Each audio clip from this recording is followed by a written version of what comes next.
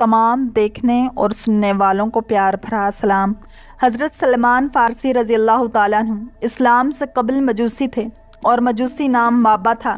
इस्लाम के बाद सलमान रखा गया और बारगाह नबूवत से सलमानुल खैर लक़ब मिला। आपके वालिद अस्फ़हान के जी नामी गाँव के बाशिंदा और वहाँ के ज़िमींदारों काश्तकार थे। उनको हज़रत सलमान रज़ी अल्लाह ताला अन्हु से इस कदर मोहब्बत थी कि उनको लड़कियों की तरह घर की चार दीवारी से निकलने ना देते थे। आतिश कदा की देखभाल उन्हीं के मुताल्लिक कर रखी थी। चूँकि मजहबी जज्बा उनमें इब्तदा से था, इसलिए जब तक आतिश परस्त रहे उस वक्त तक आतिश परस्ती में सख्त गुलू रहा और नहायत सख्त मुजाहिदात किए। शब रोज़ आग की निगरानी में मशगूल रहते थे, हत्ता कि उनका शुमार उन पुजारियों में हो गया था जो किसी वक्त आग को बुझने नहीं देते थे।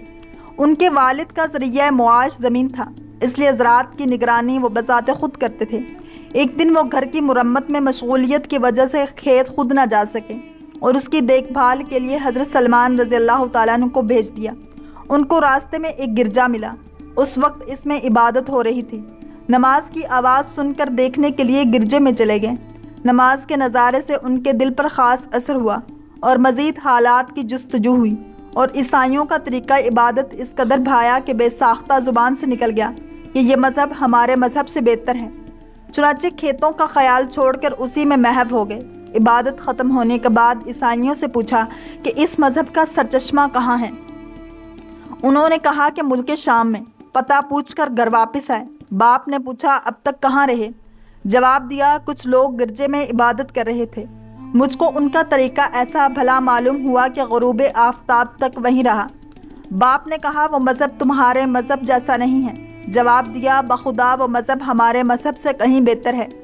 उस जवाब से उनके बाप को ख़तरा पैदा हो गया कि कहीं यह ख़याल तब्दील मज़हब की सूरत में ना ज़ाहिर हो, इसलिए बेड़ियाँ पहना कर मुक़य्यद कर दिया।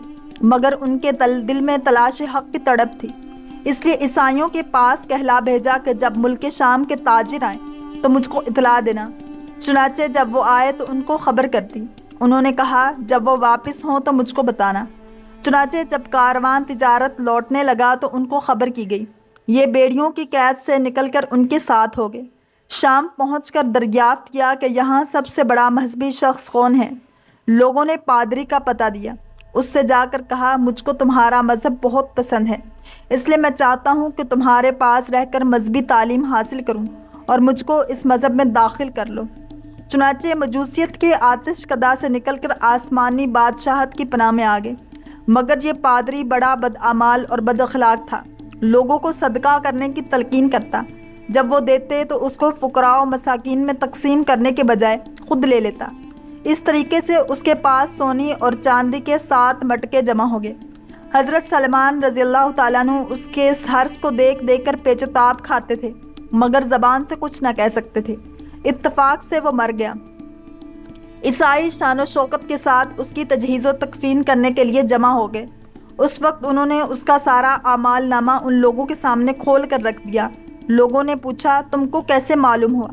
उन्होंने उनको ले जाकर उस ख़जाने के पास खड़ा कर दिया। तलाशी ले गई तो वाकई 7 मटके सोने चांदी से भरे हुए बरामद हुए। ईसाइयों ने उसकी सज़ा में नैश दफन करने के बजाय सलेब पर लटका कर संसार कर दिया। उसकी जगह दूसरी पादरी मुकर्रर हुआ। ये बड़ा आबिद व ज़ाहिद और तारिक दुनिया था। शब रोज़ इबादत इलाही में मशगूल रहता, इसलिए हज़रत सलमान रज़ी अल्लाह ताला अन्हु उससे बहुत ज़्यादा मानूस हो गए और दिली मोहब्बत करने लगे और आखिर तक उसकी सोबत से फैज़याब होते रहे। जब उसकी मौत का वक्त करीब आया तो उससे कहा कि मैं आपके पास अरसा तक नहायत लुत्फ़ व मोहब्बत के साथ रहा। अब आपका वक्त आखिर है, इसलिए आइंदा के लिए मुझको क्या हिदायत होती है। उसने कहा मेरे इल्म में कोई ऐसा ईसाई नहीं है जो मजहब ईसवी का सच्चा पैरोकार हो। सच्चे लोग मर खप गए और मौजूदा ईसाइयों ने मज़हब को बहुत कुछ बदल दिया है और बेहतरीन उसूल तो सिरे से छोड़ ही दिए हैं। हाँ, मूसल में फ़लाँ शख्स दीन हक़ का सच्चा पैरोकार है, तुम जाकर उससे मुलाकात करो। चुनाचे उस पादरी की मौत के बाद हक़ की जुस्तजू में वो मूसल पहुँचे और तलाश करके उससे मिले और पूरा वाक़या बयान किया कि फ़लाँ पादरी ने मुझको हिदायत की थी कि आपके यहाँ अभी तक हक़ का सरचश्मा उबलता है और मैं आपसे मिलकर तशनगी बुझाऊँ। उसने उनको ठहरा लिया।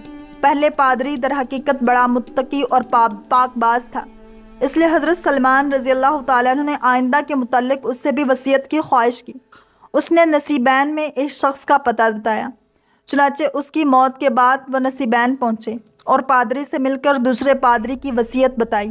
یہ پادری بھی پہلے دونوں پادریوں کی طرح بڑا عابد و زاہد تھا۔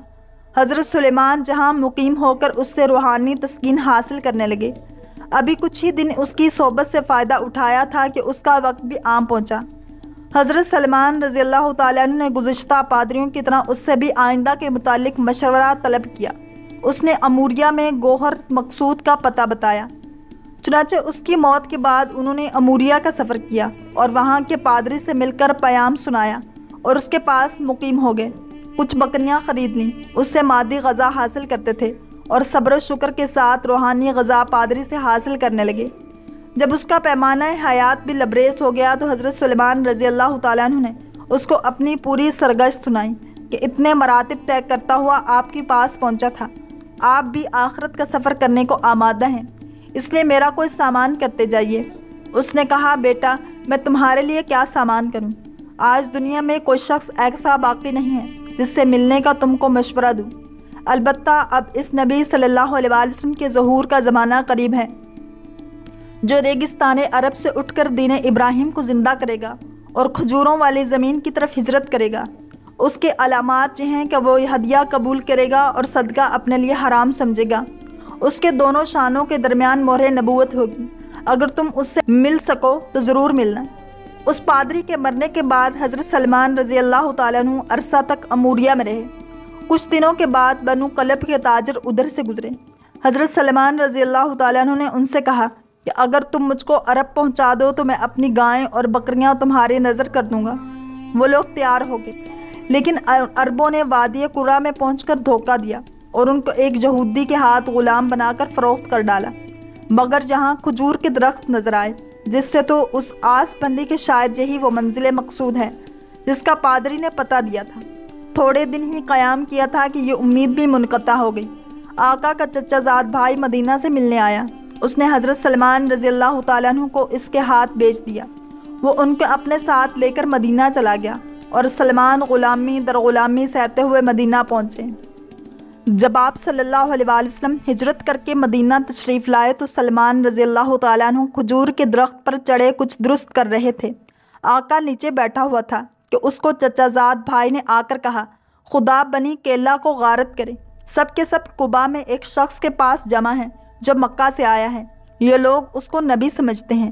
سلمان رضی اللہ تعالیٰ عنہ کے کانوں تک اس خبر کا پہنچنا تھا کہ جارائے ضبط نہ رہا، صبر کا دامن چھوٹ گیا، بدن میں سنسناہٹ پیدا ہوگی اور قریب تھا کہ کھجور کے درخت پر سے فرش زمین پر آ جائیں۔ اسی مدوشی میں جلد از جلد درخت سے نیچے اترے اور بدحواسی میں بے تحاشا پوچھنے لگے، تم کیا کہتے ہو؟ آقا نے اس سوال پر گونسا مار کر ڈانٹا کہ تم کو اس سے کیا غرض، تم اپنا کام کرو۔ اس وقت حضرت سلمان رضی اللہ تعالیٰ عنہ خاموش ہو گئے، لیکن اب صبر کیسے تھا؟ کھانے کی چیزیں پاس تھیں، ان کو لے کر دربار رسالت صلی اللہ علیہ وآلہ وسلم میں حاضر ہوئے اور عرض کیا، میں نے سنا ہے کہ آپ خدا کے برگزیدہ بندے ہیں اور کچھ غریب الدیار اور اہل حاجت آپ صلی اللہ علیہ وآلہ وسلم کے ساتھ ہیں۔